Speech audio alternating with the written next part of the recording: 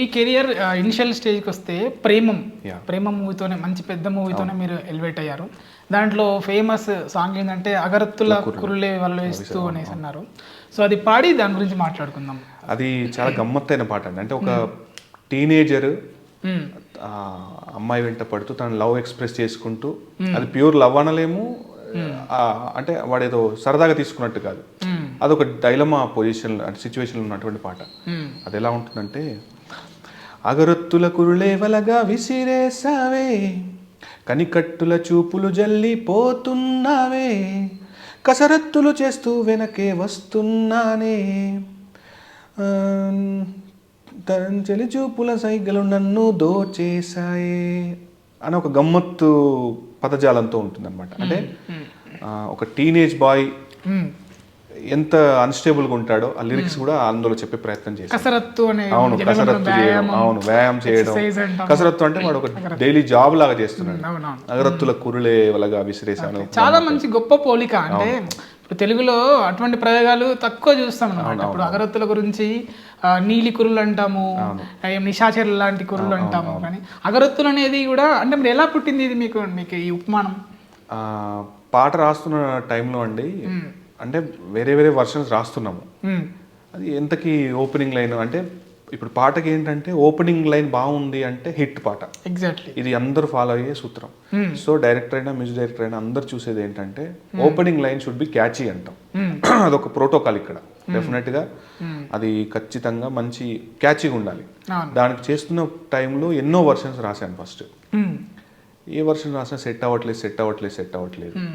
ఒకరోజు అక్కడ ఆఫీస్లోనే ఫిలింనగర్లో ఆఫీస్, ప్రేమ ఆఫీస్, డైరెక్టర్ గారికి వినిపించాను, చందు మొండెట్టి గారికి. అంతా బాగుందిరా, ఓపెనింగ్ లైన్స్ ఇంకేమైనా చూద్దామా, ఎందుకంటే షూట్ దగ్గర పడుతుంది, హరీబరీగా ఉంది. సరే ఇక్కడే కూర్చొని రాస్తా అని చెప్పి ఆ కాంపౌండ్లో ఎక్కడో చిన్న పక్కకి వెళ్ళి వర్షన్స్ రాస్తా ఉన్నా. నాకు సడన్గా అంటే అప్పటికే ప్రేమం రిలీజ్ అయింది మలయాళీ. వీడియో చూసి రాస్తున్నప్పుడు ఎందుకో అమ్మాయి కురులు ఇలా ఊదిపోగలాగా అనిపించాయి నాకు. అనుపమ పరమేశ్వరన్ జుట్టిలా కర్లీ హెయిర్ ఉంటుంది. ఒక్కసారిగా స్ట్రైక్ అయింది.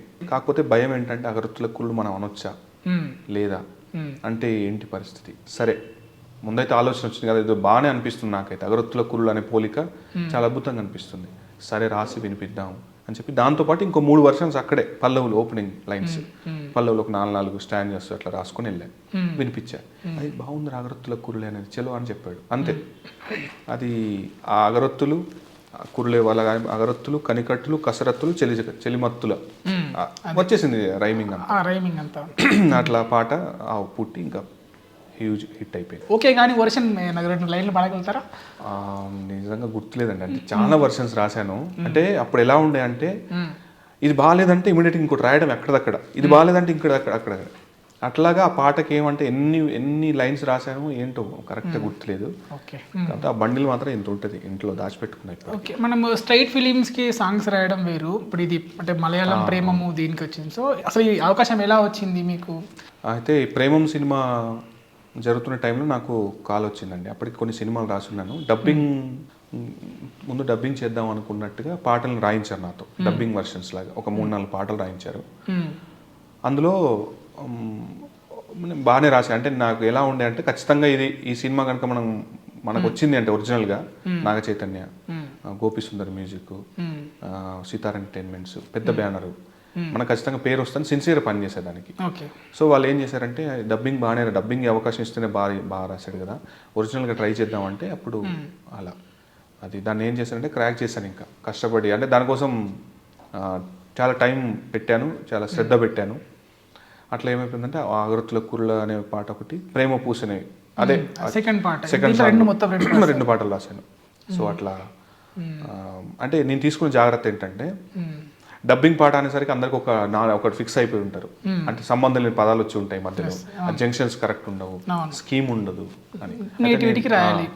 ఇప్పుడు నేను చేసింది ఏంటంటే, ఈవెన్ దో ట్యూన్ మలయాళీయే, అది తననానే తన్నన్నానే తానానే అని ఉందా మలయాళీలో ఉంది. అయితే దీన్ని మన నేటివిటీకి ఎలా రాసుకోవాలి, ఏం చేస్తే మన పాటలాగా ఉంటుంది అనేది నేను చేసిన ఎక్సర్సైజ్. దానికి తగ్గట్టుగానే ఎక్కడ జర్క్ ఉండదు పాటలో. ఒరిజినల్ తెలుగు సాంగ్ ఎలా ఉంటుందో అక్కడే ఫస్ట్ సక్సెస్. అది నచ్చింది వాళ్ళకి. అది నచ్చిన తర్వాత మనకు అవకాశం ఇచ్చారు. దానికి పెట్టిన డబుల్ ఇంట్రెస్ట్ ఇంకా శ్రద్ధ పెట్టి ఇంకా అద్భుతంగా రాశారు.